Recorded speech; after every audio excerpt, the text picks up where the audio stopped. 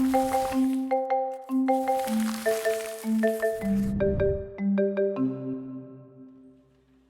reading from the Gospel of Mark, chapter 10, verses 1 through 12.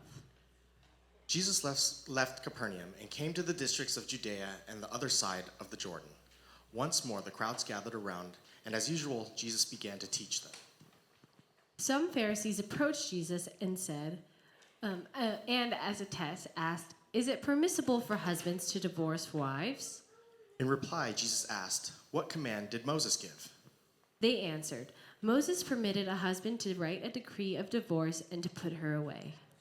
But Jesus told them, "Moses wrote the commandment because of your hardness of heart. From the beginning of creation, God made them male and female. This is why one person leaves home and cleaves to another, and the two become one flesh. They are no longer two, but one flesh. What God has united, therefore, let no one divide." Back in the house again, the disciples questioned Jesus more about this.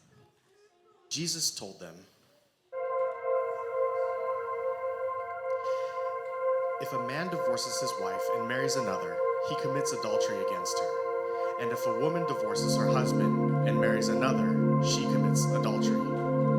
These are the words of Jesus Christ, as recorded by St. Mark. Amen.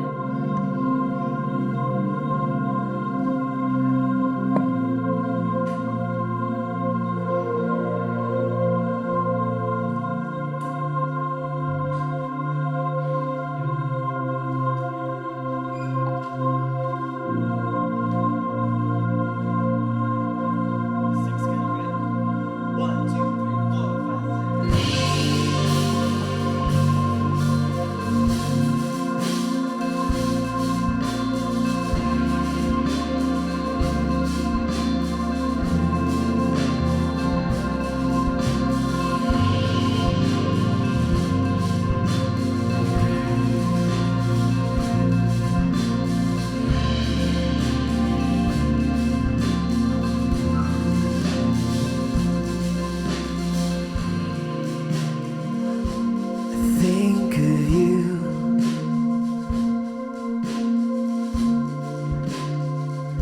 I haven't slept.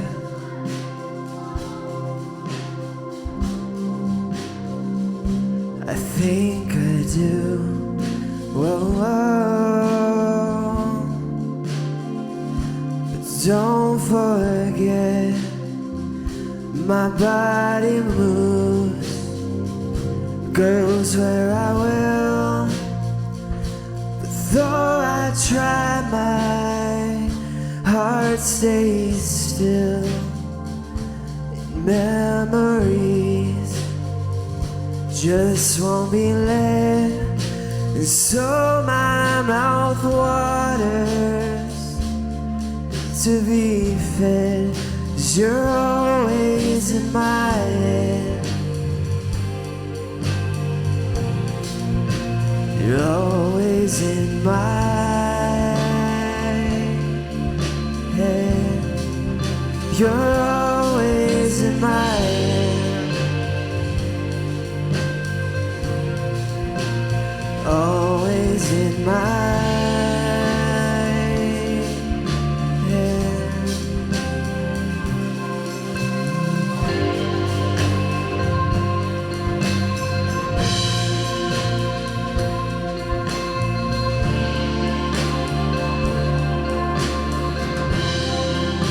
You're always in my head. Always in my head. Always in my head. This, I guess, is to tell you you're chosen out from the rest.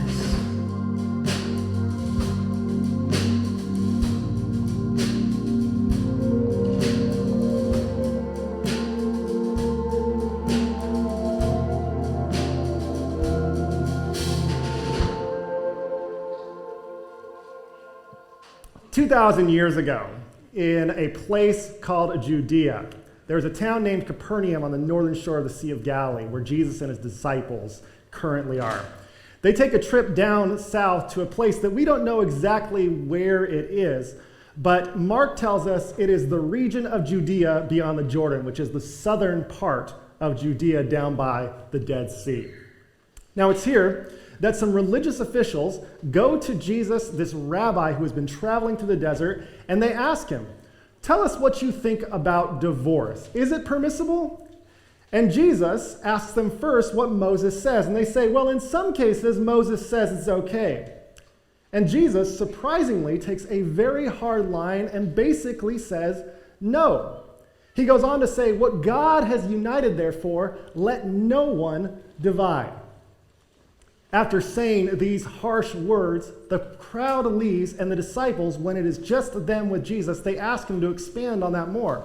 And Jesus says, if a man divorces his wife and marries another, he commits adultery against her. And if a woman divorces her husband and marries another, then she commits adultery. I only have 2 words in response to this teaching of Jesus. Big yikes. Whew! This is tough to read today in 2024.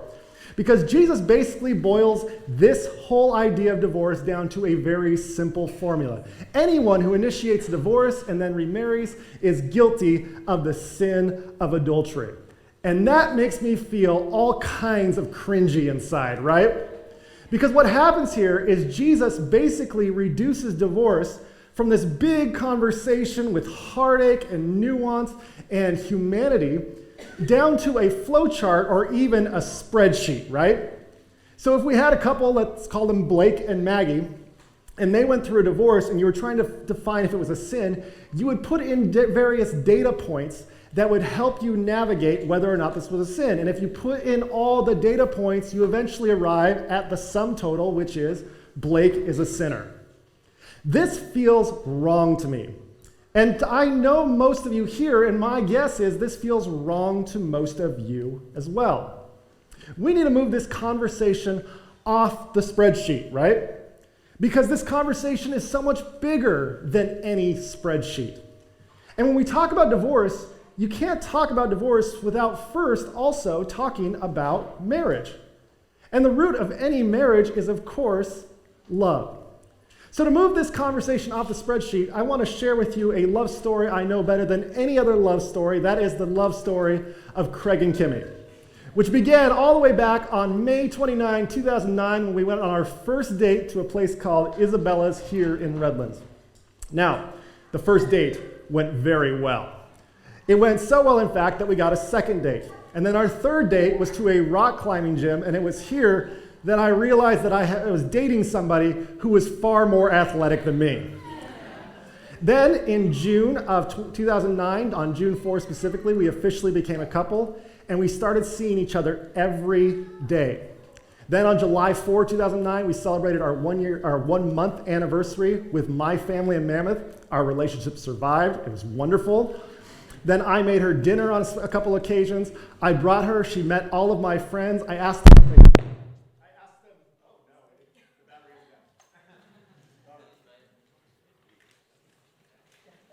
that was a very violent death there.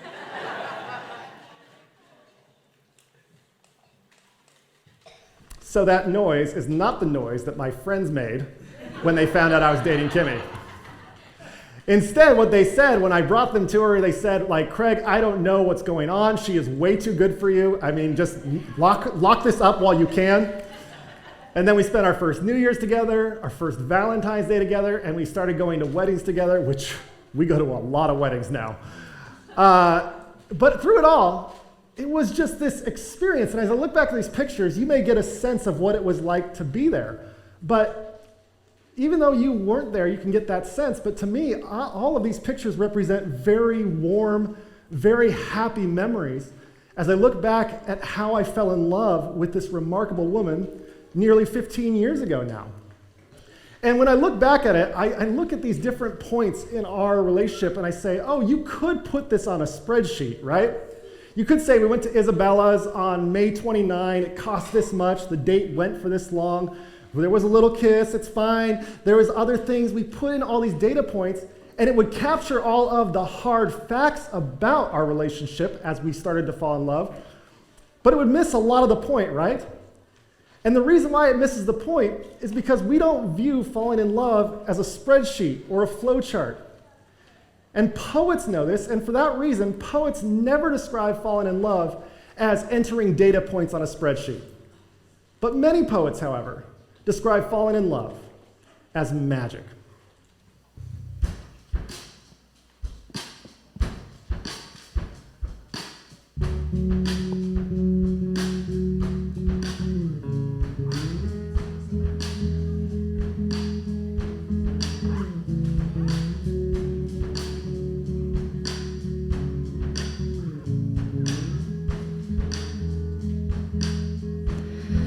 Call it magic, call it true, call it magic when I'm with you. And I just got broken into two. Still I call it magic when I'm next to you. And I don't. No, I don't, it's true. I don't want anybody else but you. I don't. No, I don't, it's true. I don't want anybody else but you.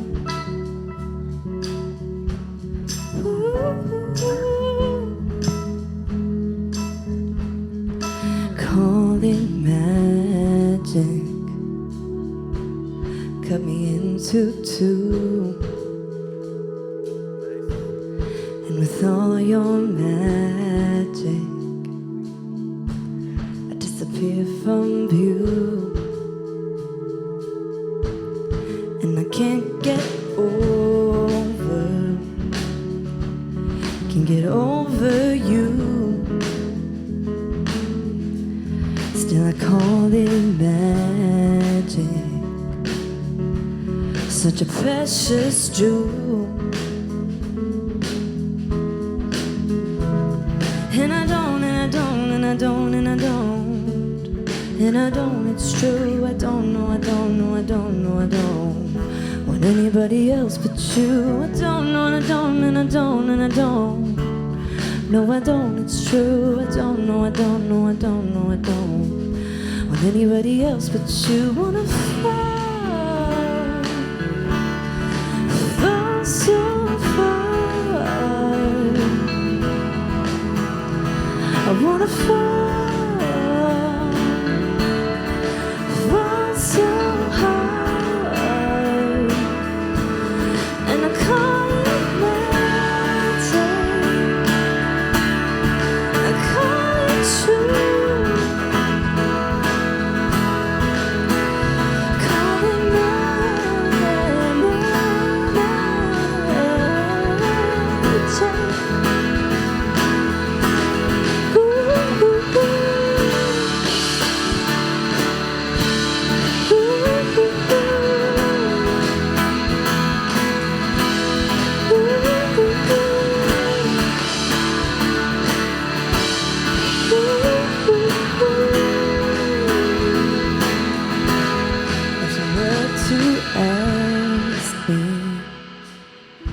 after all that we've been through.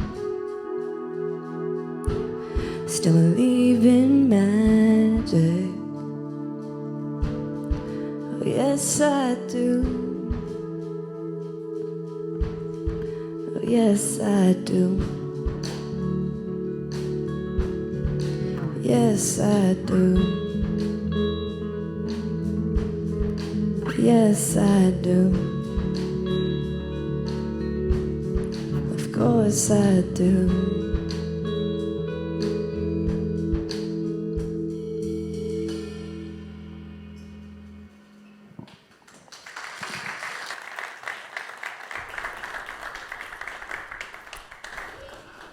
So we started dating in June of 2009. It was our official boyfriend and girlfriend moment. And then I realized that it wasn't going to get much better than this. And so on March 19, 2010, we snuck her down to San Diego. I surprised her at the Salk Institute, which is an architectural masterpiece. It's a very nerdy way to propose, but it's the way that I propose to my future wife. And I got down on one knee. I asked, "Will you marry me?" She thought about something for a very long time, and then she said yes. Now, because of this, and because I've been married for nearly 14 years now, I often get a question from people who are considering marriage: when do I know the person I am dating is the one? To which I give a very simple answer: you don't. You don't ever know if the person you are dating is the one. Now, let's imagine that this is you, and you may ask, why a skeleton, Craig? Because I'm trying to be inclusive, and this is the most inclusive symbol I could find. This is you. And let's say that in your lifetime, you're attracted to 230 different people, right? Well, of these 230 people, these are made-up statistics, by the way, but I'm just guessing.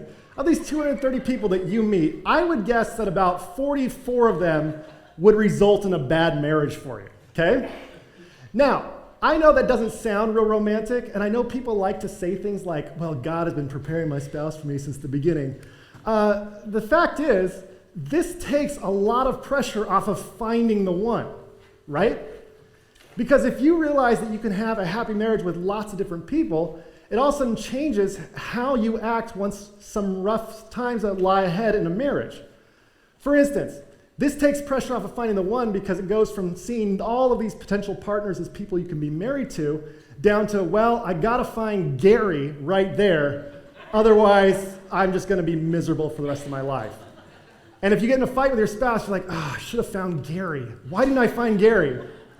But instead, you have all these different people you could potentially be married to and be happy. And no one picked up on this idea better in my lifetime than my wife, Kimmy, who on our 8-year anniversary, which looks like this, she wrote a Facebook post, because that's what we did back then, to me, talking about our marriage. And I think she captured what it is about our marriage that makes our marriage unique. She wrote, "If you would have told me on our wedding day that 8 years later we would still be living in Southern California in a 1903 house in downtown Redlands, have 2 children, I would enjoy driving a minivan, Bella would still be alive and well, our dog, we would take a leap of faith and be part of a phenomenal non-denominational church, I would enjoy playing golf, I wouldn't mind an occasional banana in my smoothie," very rare, but still, "and you would be a foodie, Craig," I would have said, "Huh? Sign me up, I can't wait." I point this out because I could have married someone else.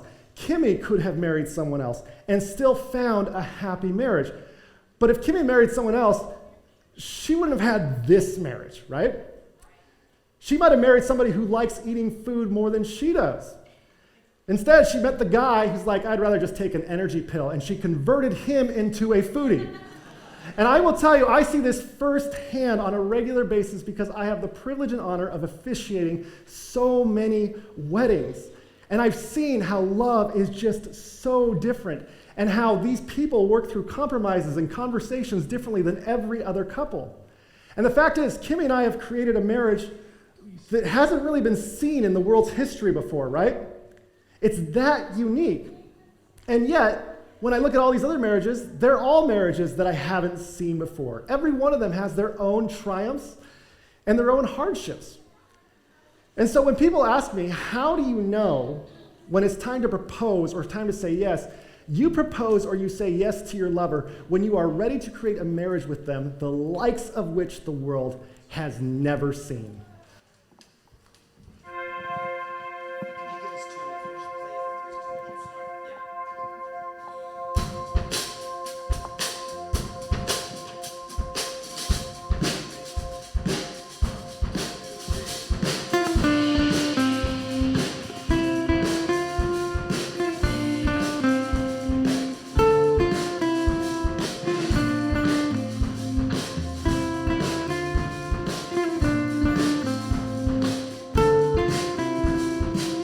Got a tattoo set together through life. Carving your name with my pocket knife.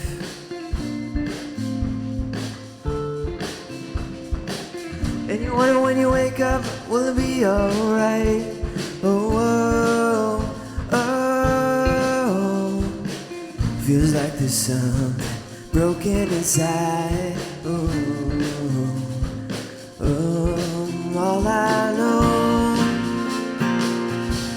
all I know is that I'm lost wherever you go.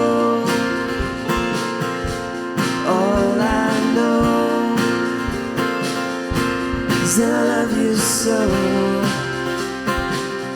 much that it hurts.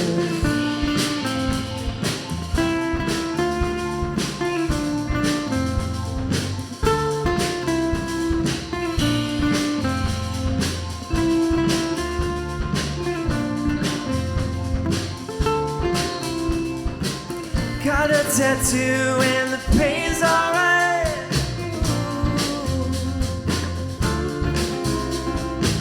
Just wanna wave, keeping you inside.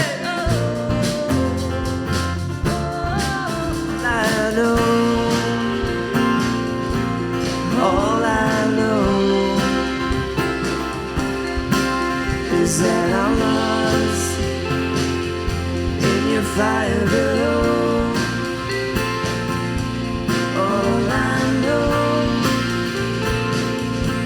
I love you so much there. See the world waking tonight.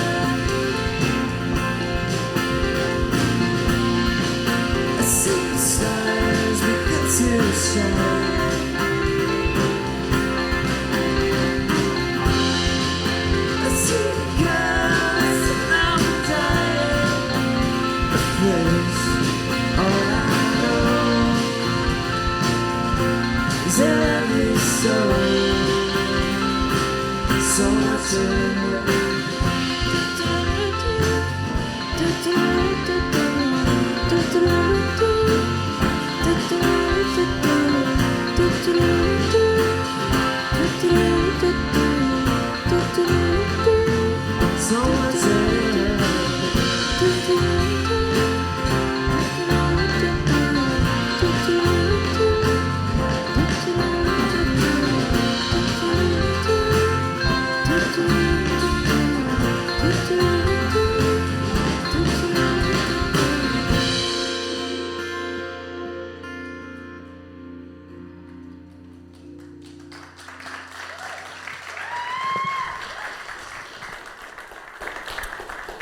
So after proposing on September 5, 2010, we had a wedding in my aunt and my uncle's front yard.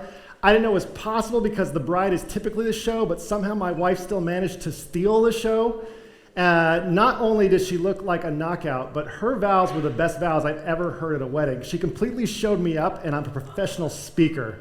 But I was the recipient of such a remarkable gift as her vows.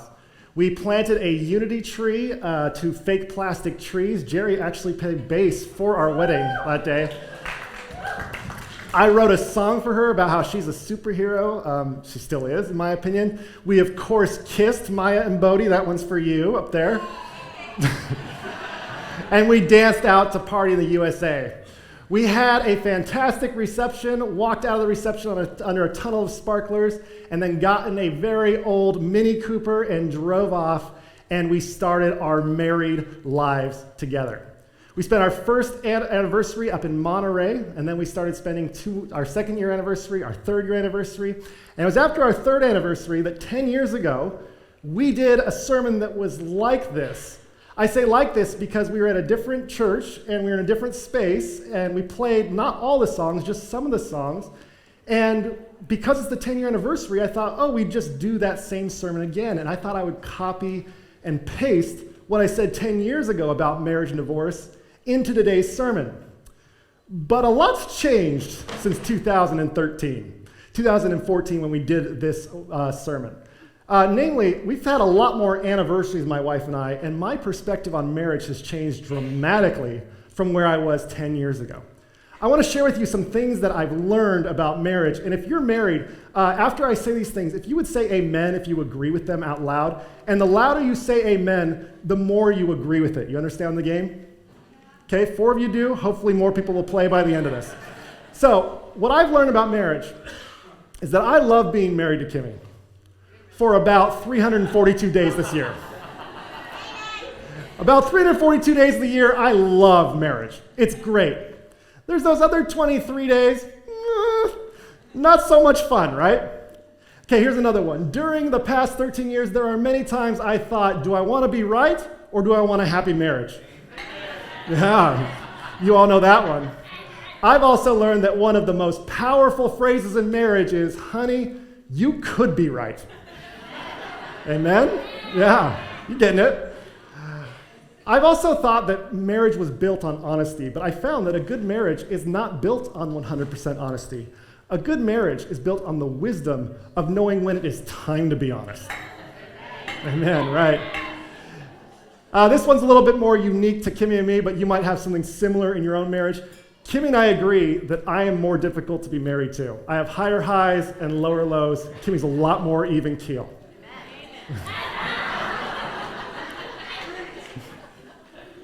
But we also agree that I am much quicker to say I'm sorry. Yeah, some people know this one. And I point all of this out because my wife and my marriage is not perfect, but I love it. And I have to tell you that I was putting a marriage homily together just a few months ago. And I was writing, just a few hours before the wedding, because sometimes I cram on things. And as I was writing, I called Kimmy over because I had just written something, and I said, I want to make sure that this is right, because I was highlighting what the most important thing is in any good and healthy marriage. And I highlighted it, and I thought it was so important that I used the adjective sacred to describe it. And Kimmy came over, she read it, and she said, yes, that is true. And what we have found together is that there is nothing more sacred in all of marriage than your desire to be married to your spouse.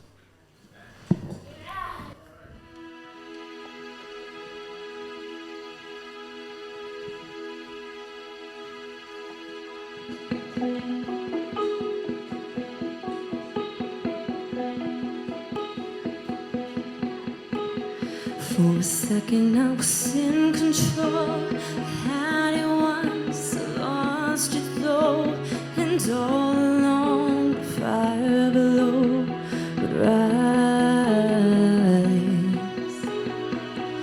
And I wish you could let me know what's really going on below. I've lost you now, and let me go one last time.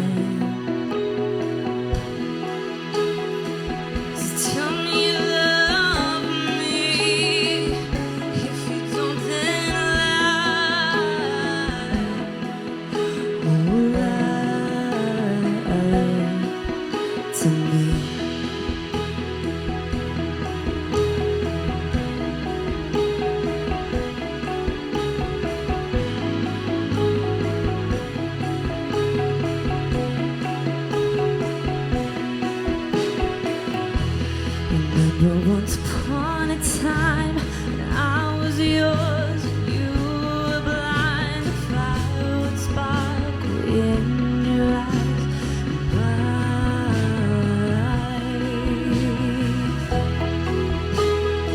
So tell me you love me, and if you don't, then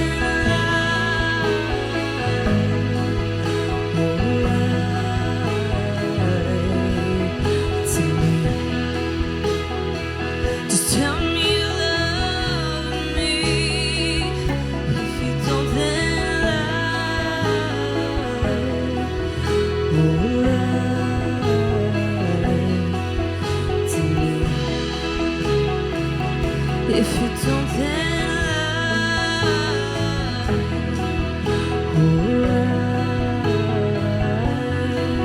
to me.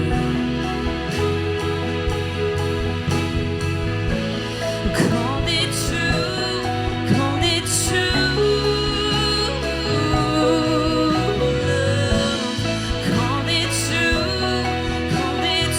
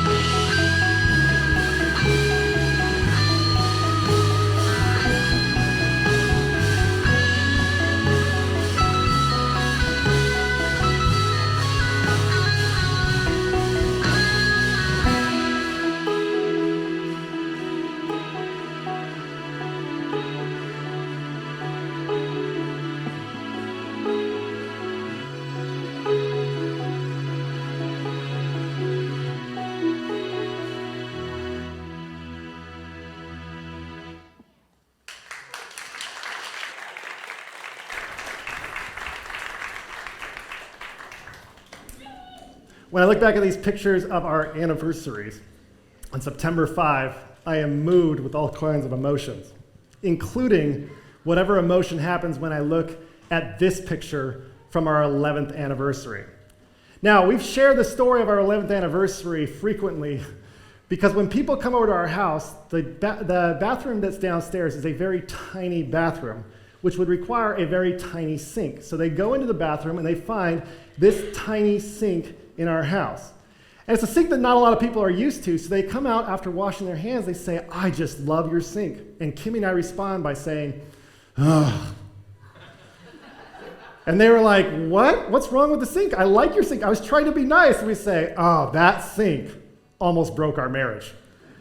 And they say, well, what happened? And we say, well, we were in the middle of a big remodel in our house. We were remodeling a lot of things.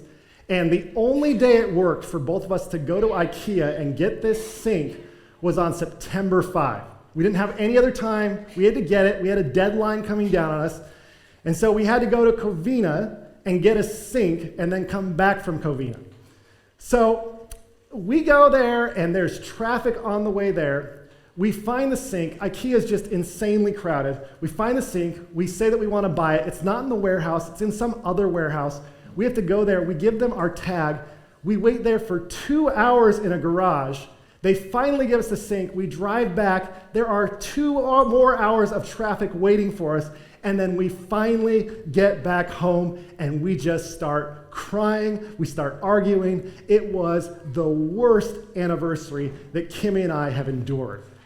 I say that when our 9th anniversary was spent while I was in Portland and she was here in Redlands. We both agree that was way better than whatever happened on the 11th anniversary, right? And I point this out because I want you to know some statistics here. Kimmy and I have shared 11 spectacular anniversaries together. We've had 1 mediocre anniversary apart, and we've had 1 terrible anniversary. My friends, that's a pretty good ratio. It's about the best we could hope for, right? And it's part of our anniversary stories. And when I look back at those stories like that and all the other times that Kimmy and I have talked about things and we've disagreed and we've forgiven each other and we said, I'm sorry, I realize that all of this marriage, for me, and not everybody feels this about marriage, but for me, I've found that nothing is more rewarding in my life than my relationship with Kimmy. But acknowledging that is that people who know that this is rewarding also know that there is nothing that's more challenging in my life than my relationship with Kimmy. Now, theologians use terms like unitive consciousness or non-dual awareness. A much easier way to say this is nothing in life worth having is easy to get. It's the same thing. You cannot separate these two from each other. I have found it is incredibly rewarding because it is challenging and vice versa. And when I think about my marriage to Kimmy in particular, I think about how my life, what it was like before and after I met Kimmy and how we got married. And I reflect on the fact that I've never had to say I'm sorry more to anyone other than Kimmy. She's heard me say I'm sorry to her more than anyone else on this planet. Conversely, I also have never had to forgive anyone more than Kimmy. And when I think about how those two are related, that's just part of what marriage is. I've also never spent more hours in therapy with anyone else other than Kimmy. The inverse of that, though, is also true because I've never spent more hours kissing anyone else than Kimmy. Can I get a hallelujah? Those go together. And I look at all the times that we've navigated all these different conflicts and arguments and uncertainties, and we do it all for one very specific reason. We apologize, we forgive, and we go to therapy over and over again because we have hope that our marriage can be better, right?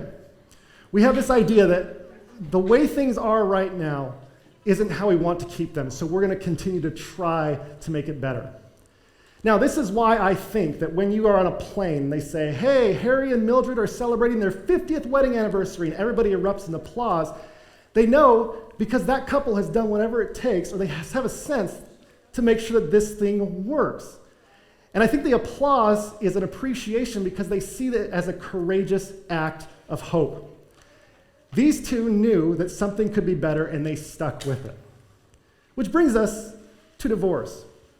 Because when we think about what it's like to forgive somebody in a marital relationship when you're in a fight, it can often feel like you're in a snowstorm with a faint light of hope, and you're like, is this going to work? Is it going to work out? And the only thing that keeps you going is you say to yourself, I think it can be better. Well, what happens when you're married to someone for months or even years, and you start to say to yourself, this isn't the life I wanted. This isn't making me happy anymore. And you step out in courage and you say, I think it's time for us to go our separate ways. And it's because there's this sense that there could be something better that often inspires people to divorce. And so if we're willing to give that kind of label to a healthy marriage, I think we should also be willing to give that label to divorce. Because what I have found in my lifetime is that there are some people who treat divorce flippantly, but those people are the minority of people who go through divorce. I have found that people think carefully about this, and it's agonizing, it's heartbreaking, and they say to themselves, well, what else am I supposed to do? And because they believe that life can be better, they step out and proceed with divorce. So what I have found is that sometimes divorce can also be a courageous act of hope.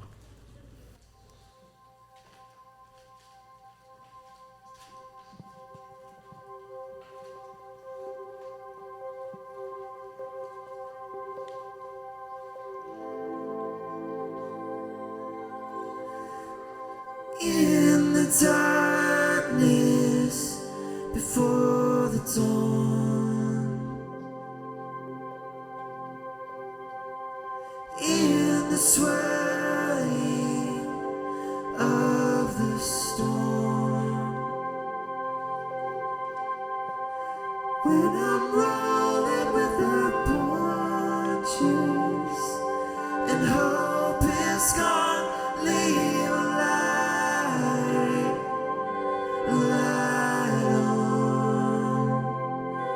leave a light on.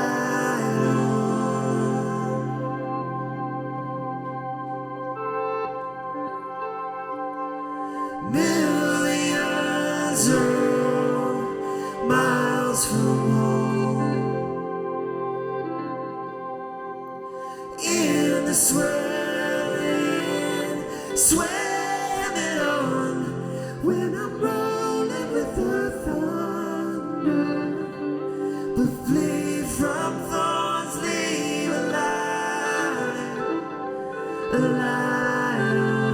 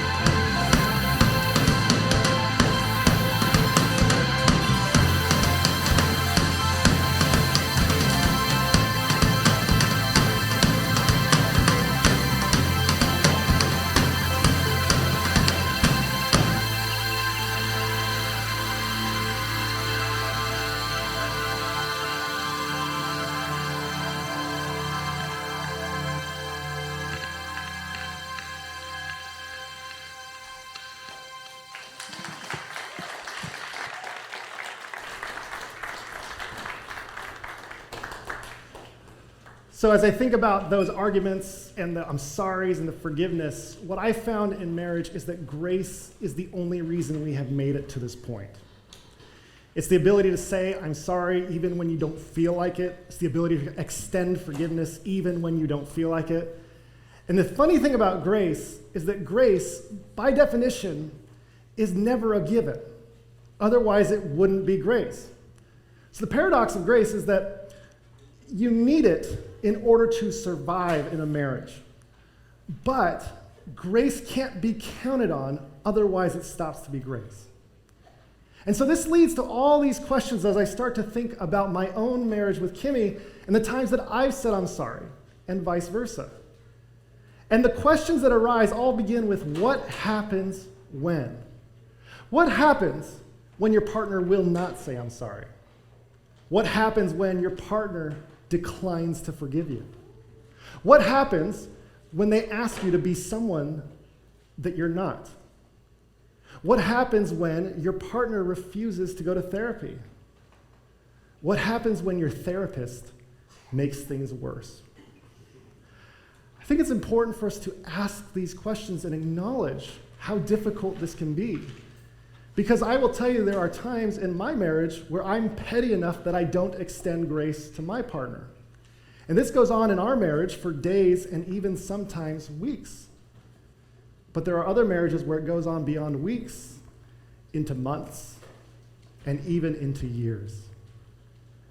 So the question then becomes, what happens when, after you try everything, after everything you can give them, you're still miserable?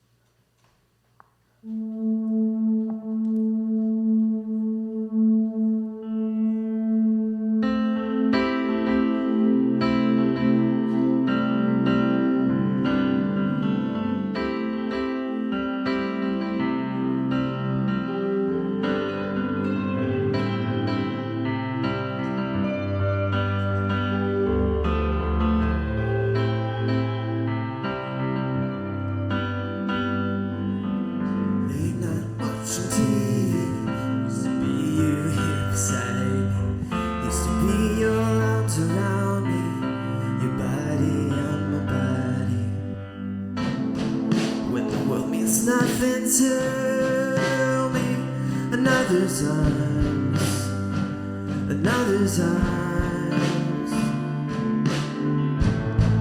When the paint just rips right through me, another's arms, another's arms.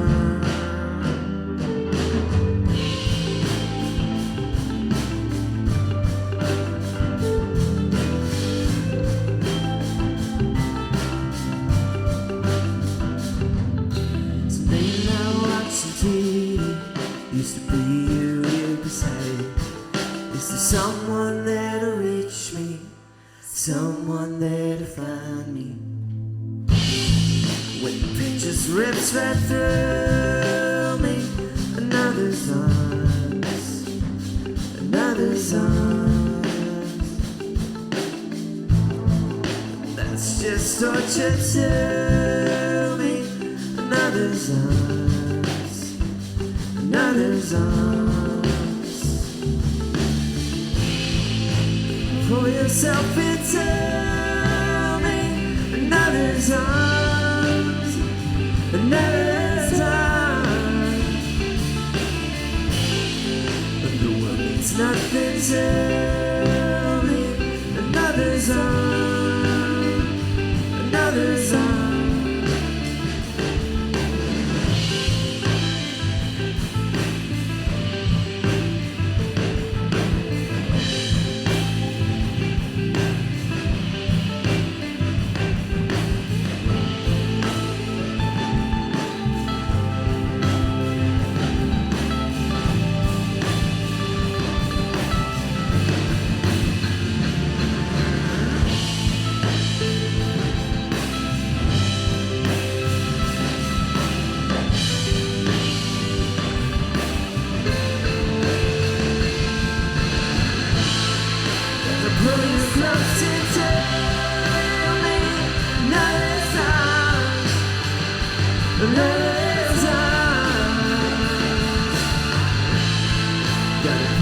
yourself right there in another's arms, another's arms.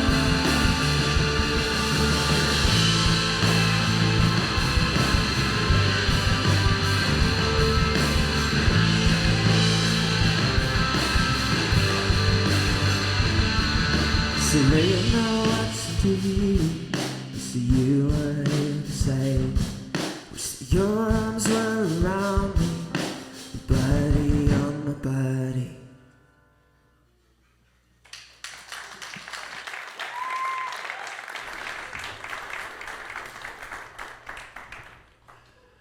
When I was a seminary student at La Sierra University, I took a pastoral counseling class.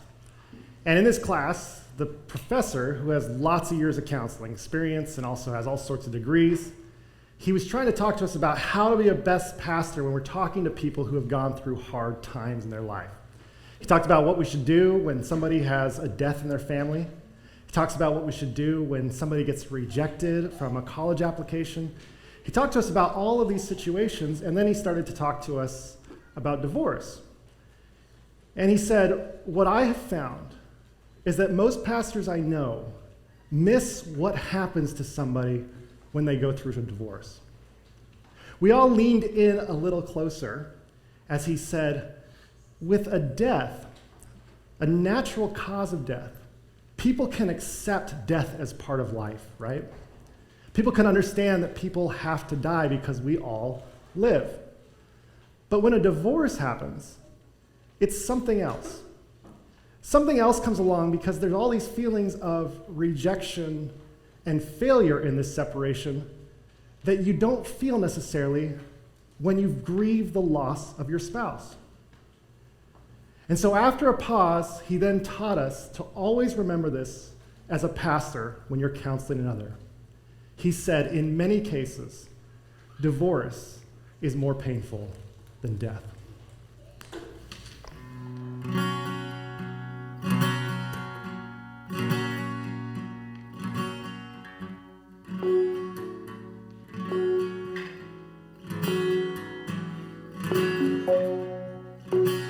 Wait for your color.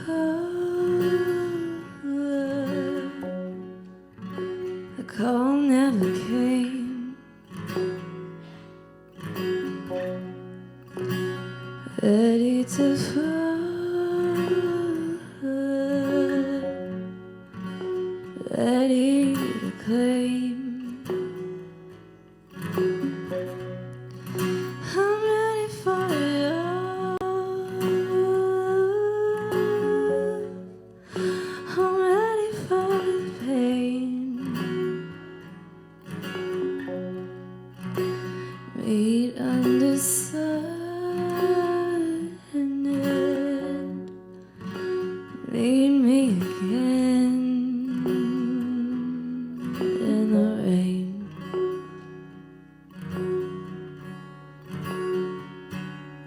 In the rain.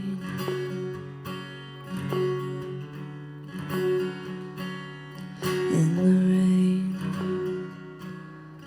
the rain.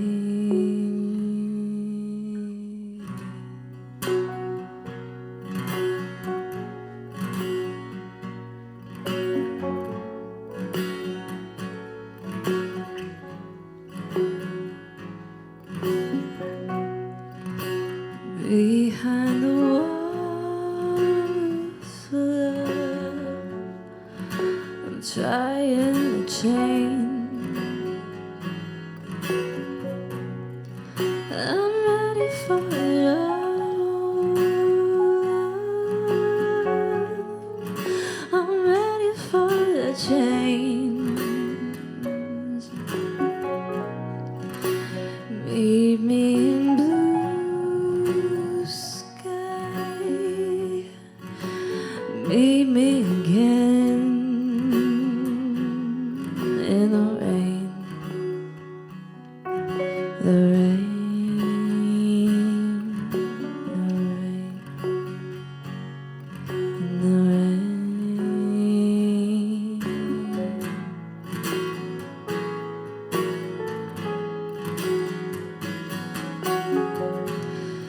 got to find yourself alone in this world. Got to find yourself alone.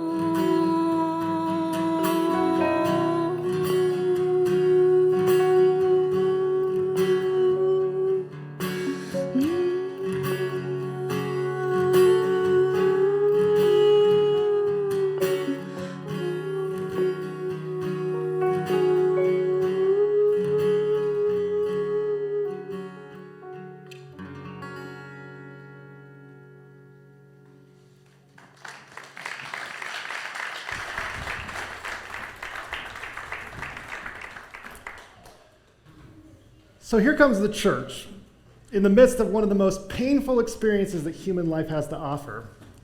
And in the midst of all of this uncertainty that this person is going through, the church walks in and says, well, you know what Jesus says about divorce.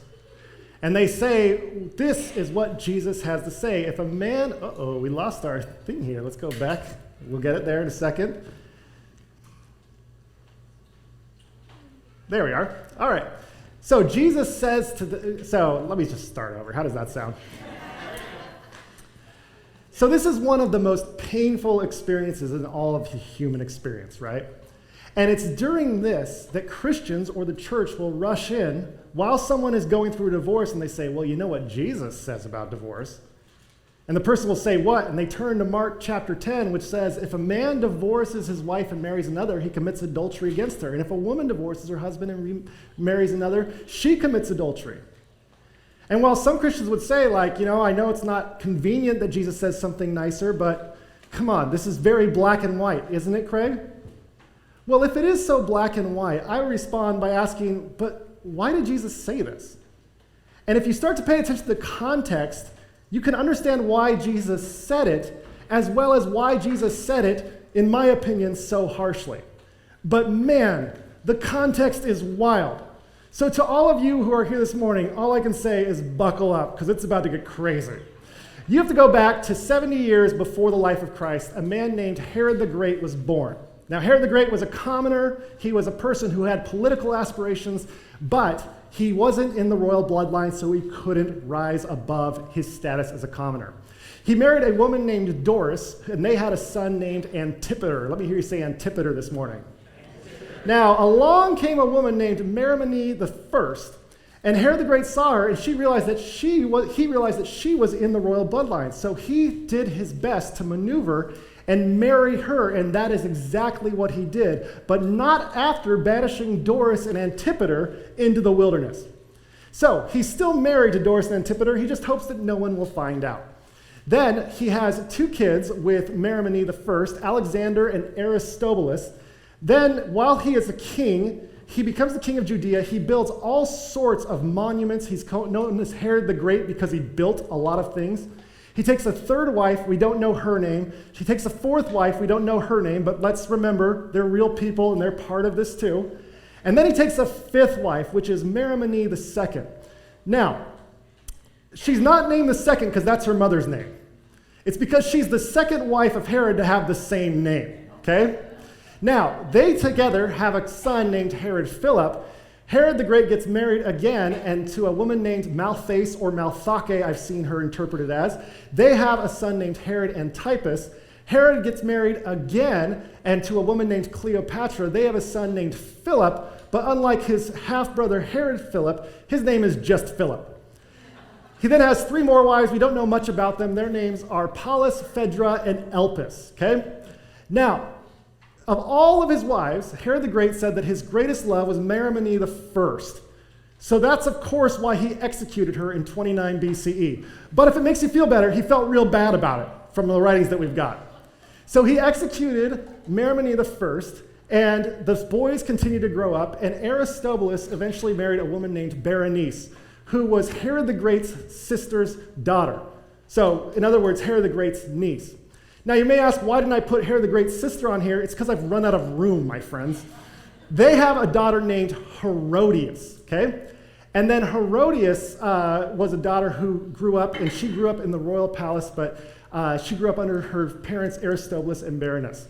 Now, at this point, Herod the Great's feeling really bad that he executed Mary the First. So he welcomes Doris and Antipater back into the royal family as some sort of like cosmic karma settling the score or something, right? And when he welcomes them back in, Antipater says, Dad, Alexander and Aristobulus are plotting to overthrow you. So Herod the Great says, okay, well, let's execute them. So he executes them both. Now, upon executing them, Herod the Great starts to get really suspicious of just about everybody around him. And he's about to die, and he doesn't want his son Antipater to kill him earlier, so he goes ahead and executes his son Antipater then next.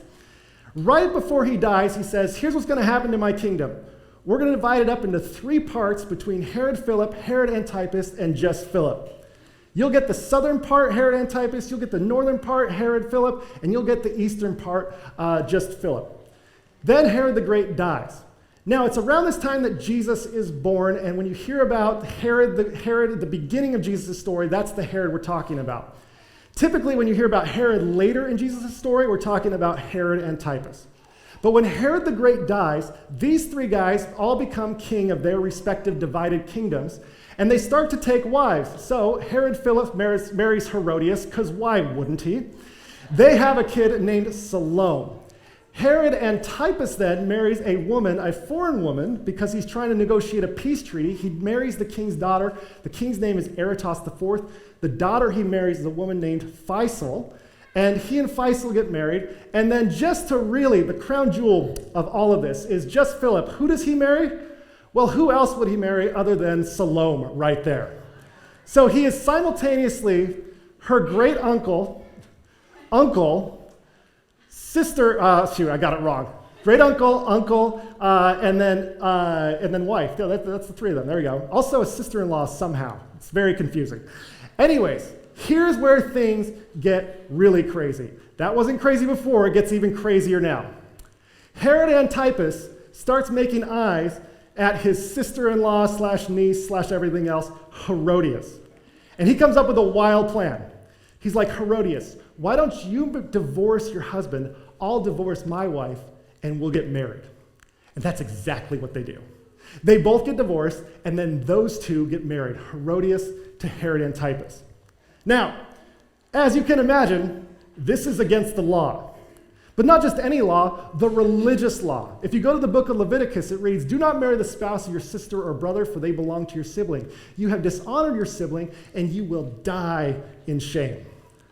And so this was a law that was enforced around Judea by the kings. And yet here are the kings violating that very law that they enforced. The hypocrisy was awful. So awful that activists, like a man named John the Baptist, spoke up and said, this is wrong, this is corrupt, this divorce is a sham, this marriage is not legitimate. The king needs to start following the rules because the rules should apply to everyone. Of course, Herod Antipas and Herodias heard this. They got so mad they imprisoned him. And then you can read the story in Mark 6, how they eventually execute John the Baptist. Now, if you were with us a couple weeks ago, we talked about how Jesus of Nazareth looked at John the Baptist as a role model and a hero in his life.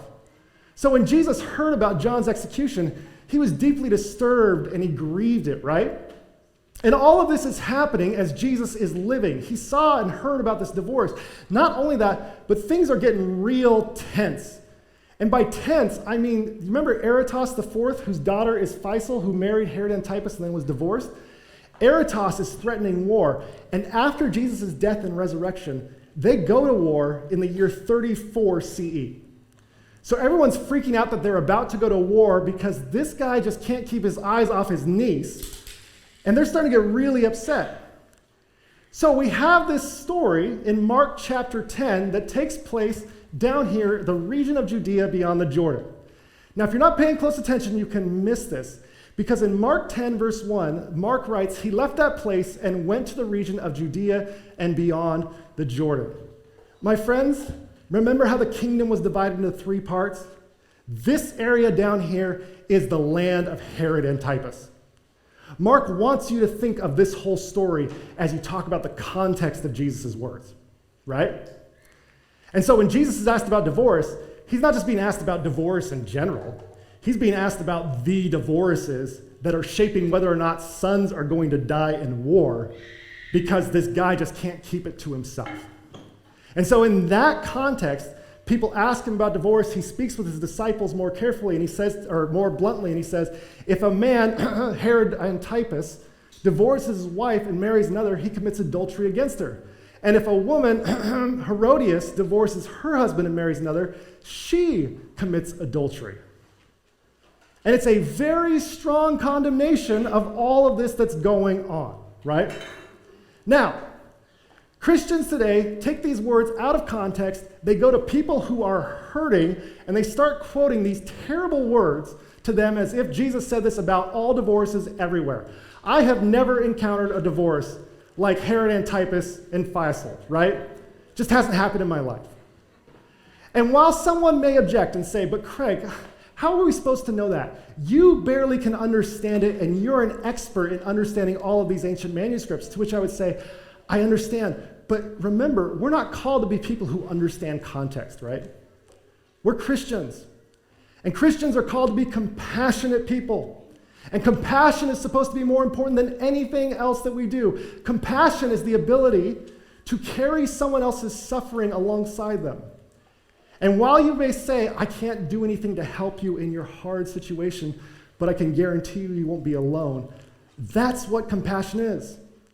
And while the context helps, and we talk about context a lot here at Paradox, what we must always remember is that we are called to be people who choose compassion over self-righteousness every time.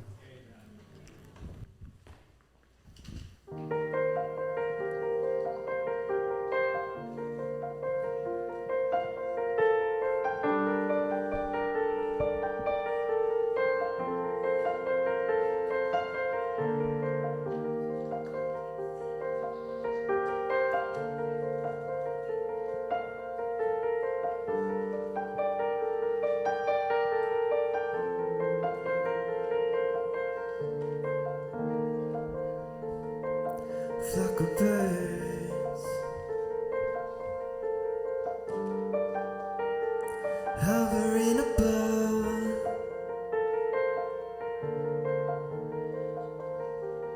just a flock of birds. It's how you think of love, and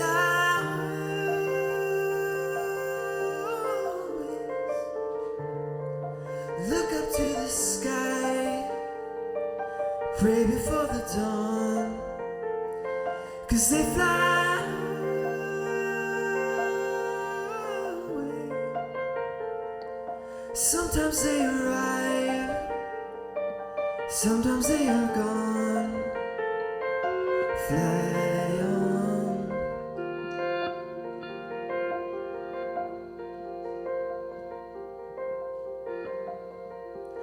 Just a flock of birds hovering above,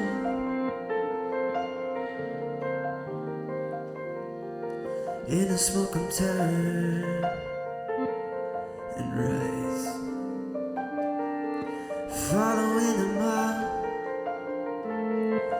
and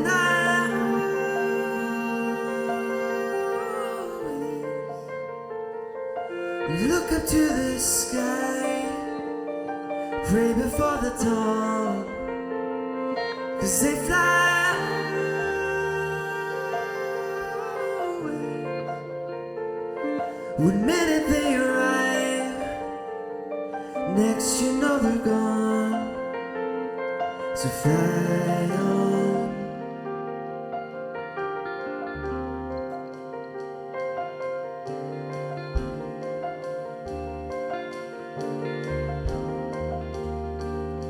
To fly on.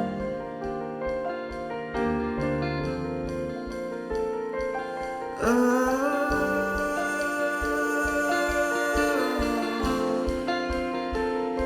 to fly on,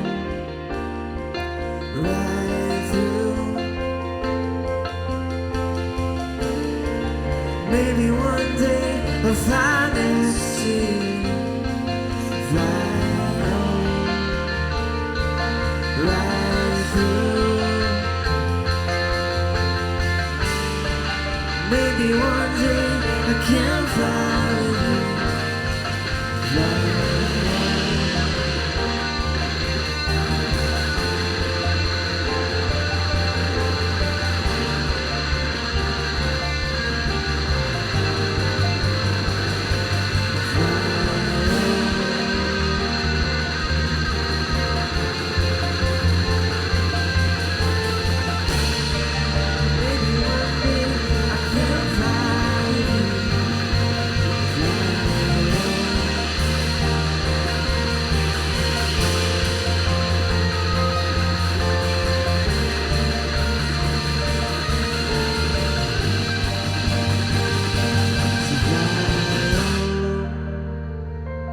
Right through.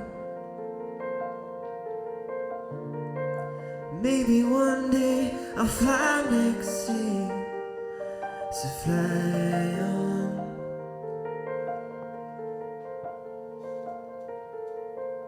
fly on.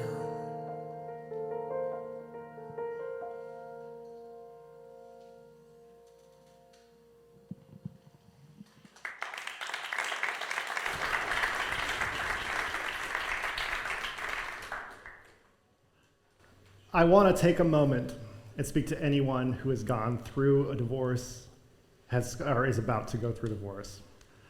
I want you to know something. Divorce does not define who you are. It is not the defining characteristic of your life. It is part of your story, but it is not who you are. You may ask me how I know this.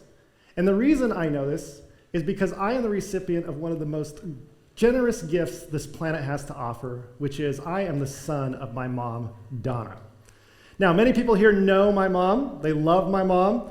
But what most people do not know is that her marriage to my dad is her second marriage. I remember when I was younger and she first told me about this, I just felt so sad for her, and I gave her a big hug and told her that I still loved her. But as life went on, I realized how little this divorce defined her life. I've only been asked about it about 5 times in my life, and I've lived for nearly or over 40 years at this point. And so when I talked to my mom and I asked her what she's learned about divorce in her lifetime and what it's meant, she told me a story. And it was a story that shortly took place after my dad and her got married. And after they got married, she just experienced this loving, mutually respectful relationship, and she just felt like it was so different than anything she knew. And so she said to my dad, I don't understand why I had to go through such a painful and demeaning marriage and ultimate divorce. Now, my mom tells the story this way. He took me in his arms, looked into my eyes, and said, because if you hadn't gone through it, then I would have never found and had the opportunity to marry you. My mom says he said that to me nearly 48 years ago, and his words forever changed the way I see my divorce. Dad, nice move. Mom, I love you. Your words and your wisdom remind me of a poem that is 700 years old. A poem which Chris Martin, the lead singer of Coldplay, said he read when he was going through his divorce, and it changed the way that he saw divorce. And he will tell you that this poem is what inspired this entire album that is Ghost Stories. The poem is by the Muslim poet, a man named Rumi, and it's called The Guest House. Here are the words of this poem. This being human is a guest house. Every morning, a new arrival, a joy, a depression, a meanness, some momentary awareness comes as an unexpected visitor. Welcome and entertain them all. Even if they're a crowd of sorrows who violently sweep your house empty of its furniture, still treat each guest honorably. He may be clearing you out for some new delight, the dark thought, the shame, the malice. Meet them at the door laughing, and invite them in. Be grateful for whoever comes to your door, because each has been sent as a guide from beyond.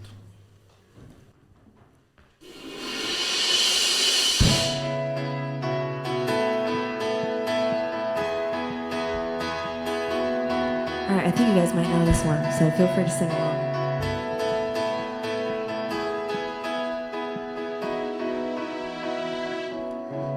'Cause you're a sky, 'cause you're a sky full of stars. I'm gonna give you my heart. 'Cause you're a sky, 'cause you're a sky full of stars. 'Cause you light up the path.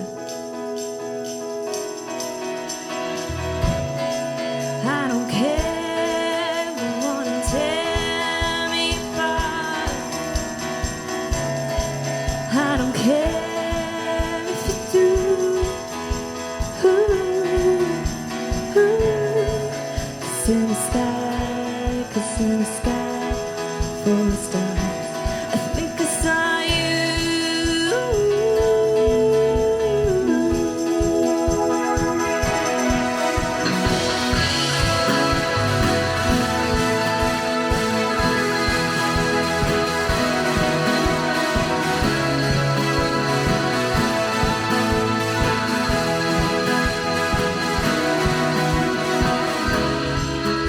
You're a sky full of stars. I wanna die in your arms. Oh, oh. 'Cause if you lie, the more it gets dark. I'm gonna give you my love. All right, sing it out. I don't care, go on and tear me apart. I don't care if you do. Ooh,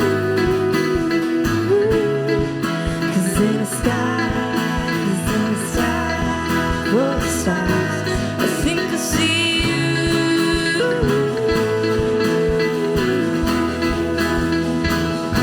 I think I see you.